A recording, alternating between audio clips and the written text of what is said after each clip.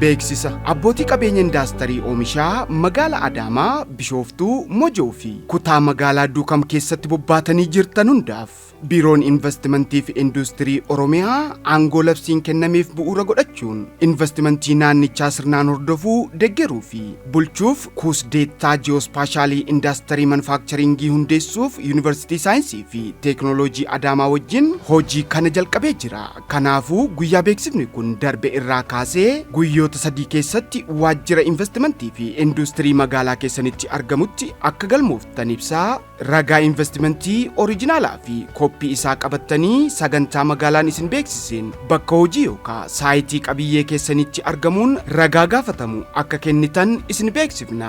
Abbaan qabeenyaa guyyaa jedhametti argamee ragaa isaa hin galmeessifnee fi qaama hojii kana danqu irratti tarkaanfiin seeraa kan fudhatamu ta'uu cimsinee isin hubachiifna. Biiroo Investimentii fi Indaastirii Oromiyaa.